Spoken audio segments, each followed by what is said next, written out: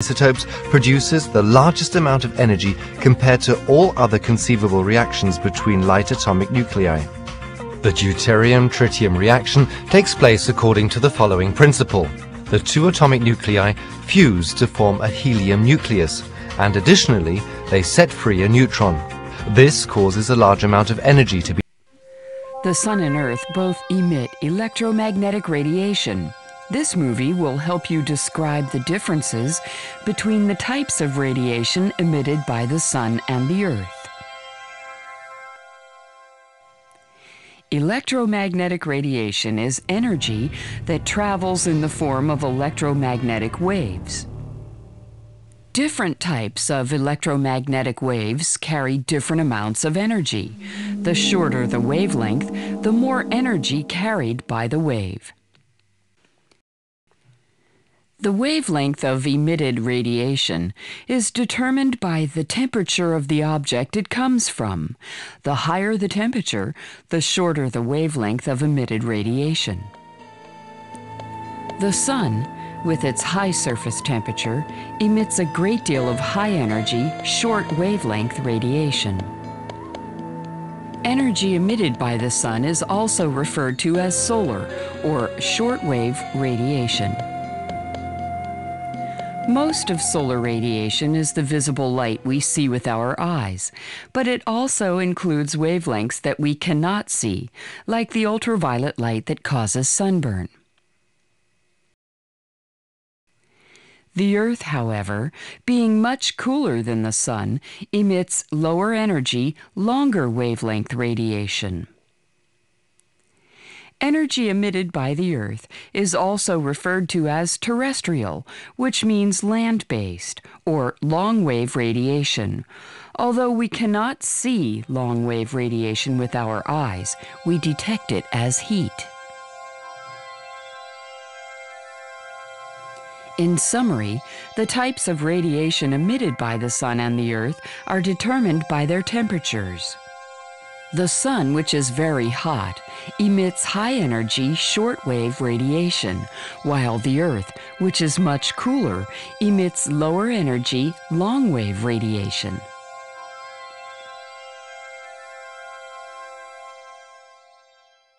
Thermal energy moves around us all the time.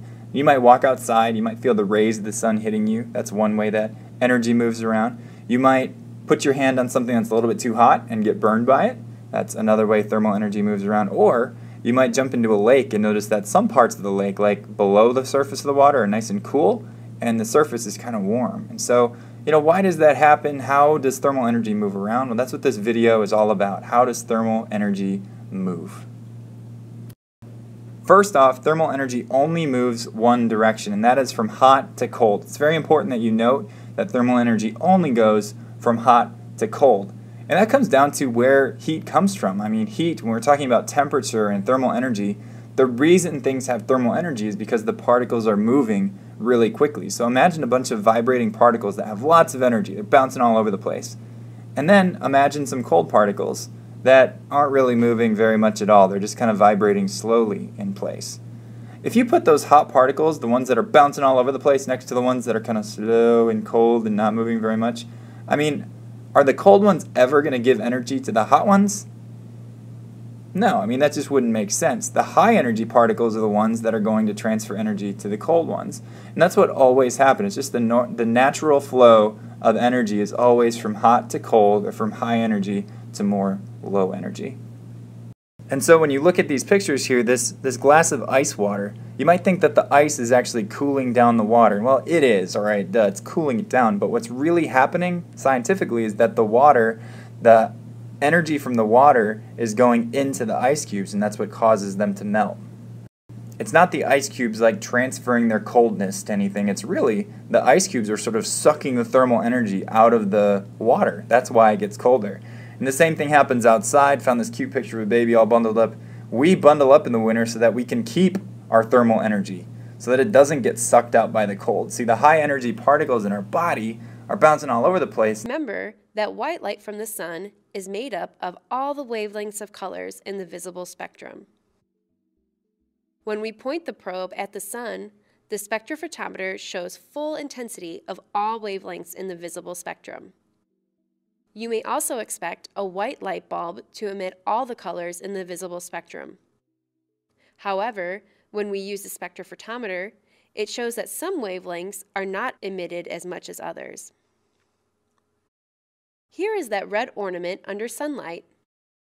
Now it is easier to see that the ornament does reflect red wavelengths of light. Compare how the ornament's reflected light is different under the white light bulb than when it is under the sun. This illustrates how the properties of light are not always consistent with what we see. Another example is when we mix colors of light on the surface of a table. The combined emissions from a green bulb and a red bulb look yellow. However, the probe does not show that yellow wavelengths of light are present. So why do we see yellow? You are probably familiar with how paint combines to form additional colors. The primary colors of red, yellow, and blue can be combined to create other colors, such as orange, green, and purple. This is called a subtractive model. However, when we mix light, it follows an additive model. The additive model is also called the RGB model because when we combine the primary light colors of red, green, and blue, it produces additional colors such as magenta, cyan, and yellow. We can use the RGB model to explain why combining red and green light appears yellow. You also investigated how light is transmitted through colored water. The spectrophotometer shines white light through the cuvette and measures the absorbance and transmission of the light when it passes through the liquid. You probably expected the yellow wavelengths to be transmitted, but with your knowledge of the RGB model, you should also understand why green and red wavelengths are also transmitted. What wavelengths are absorbed by the yellow water? Transmittance and absorbance have an inverse or opposite relationship. So the wavelengths that are absorbed are those that are not transmitted.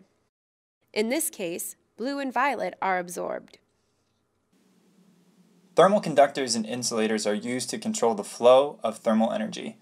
When you're out on a cold day, you want to control the flow of thermal energy and keep it from leaving your body. That's why you wear a jacket. In this video, we'll define what thermal conductors and thermal insulators are, and we'll look at numerous examples of them so you can identify them on your own, use them in your projects, and use them in real life.